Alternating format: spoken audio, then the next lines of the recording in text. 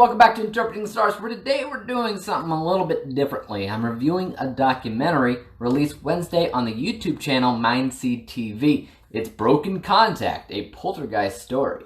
Now, if you haven't heard of this channel, I want to tell you all to go check it out, especially if you're a fan of the paranormal and ghost hunting like shows. If you're a hardcore skeptic, you probably won't care that much about it, but you might like these guys, Nolan and Tanner McBride, who just have an air of credibility to them when you watch them. They don't have the fanciest equipment in the land. They're not just going to every haunted location that everybody else wants to go to. They get emails from fans worried about their homes and what's going on in them, and they investigate. Now, I could be wrong, but I'm pretty sure they plan to publish their findings even if it's boring and they don't get anything. I feel like that's just the thing about big productions like Ghost Adventures and Ghost Hunters. They put so much time, effort, and money into their episodes that if they don't get anything at all, I feel like they're pressured to create it. Casey and Tanner, though, they've got some crazy stuff on their channel that in a lot of ways is open to interpretation, and it's not all paranormal. For instance, they order mystery boxes off of the dark web sometimes, which the contents inside are often disturbing and seem to point to murder and are possibly connected to missing children cases. It's pretty nuts. I've never seen anything like it. Broken Contact, a Poltergeist Story, is their first documentary project, and it links 3 different cases together, which at first just seems to be 3 episodes of their YouTube show Hunting Purgatory. But you start to see how certain things tie them together, and it really comes down to the idea that certain spirits can connect themselves to you and latch on to you and follow you around. One of their most popular episodes they did on their channel was investigating a strange house said to be inhabited by this old guy, Grandpa Jack. And Grandpa Jack didn't want them there. Supposedly, he shook the entire house, chandeliers swing, and everything. Can you give us a little sound?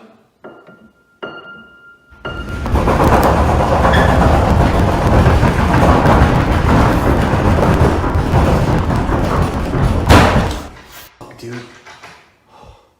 During that episode, Casey and Tanner were attempting to use a Ouija board to talk to Grandpa Jack, and Tanner takes his finger off the planchette for a second, which you're never supposed to do, and this entire documentary clings to that moment. It claims everything that happens in this documentary is due to that one thing.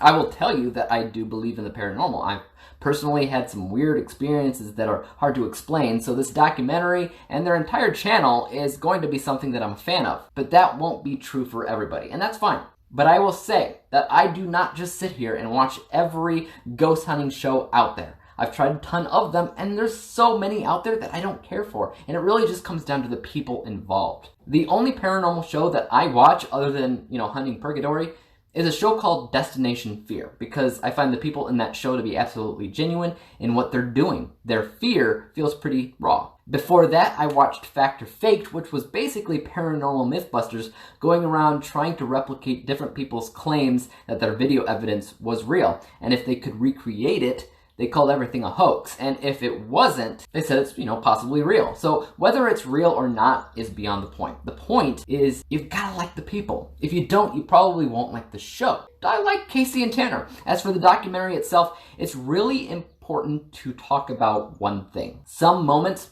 are dramatized. It does tell you that with the excuse in order to recreate the full story.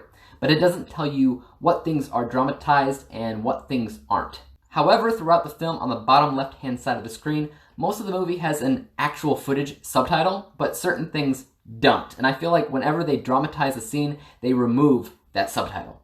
But here's the thing. I feel like the entire final 20 minutes of the film is some of the best parts of the documentary, and none of the final 20 minutes says actual footage, which tells me the entire end was fake.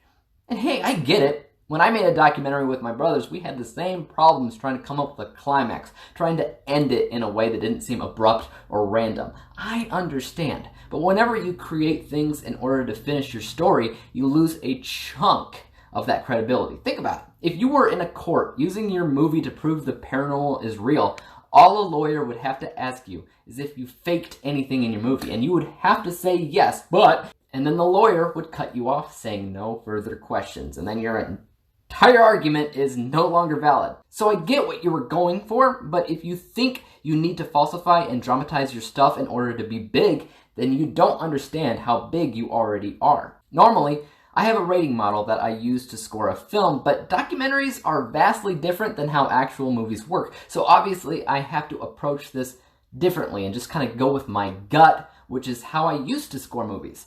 For Broken Contact, the number that's floating around in my head is 77. 77 out of 100 possible stars. Granting this YouTube documentary with a letter grade of C+, it's not bad. And I'm sure my score is influenced by the fact that I'm a subscriber of theirs. But whatever. I think it's effectively spooky. It has a lot of strange things occurring while it says actual footage. There are really weird things. There are weird phone calls right off the bat that had me scratching my head. There's definitely something to this documentary. I just wish that they didn't have to code it up with dramatized elements or spooky sound effects or music or whatever. Your brain is better at creating what-if scenarios, and the lack of music, the lack of sound effects, that naturally puts people on edge because at that point it's too quiet and you're ready to ask yourself, what's about to happen next? Anyways, guys, check out Casey and Tanner on their YouTube channel, Mindseed TV. I should have a link to that in my description down below. Check out their movie, Broken Contact. At the moment, it is free on YouTube with ads.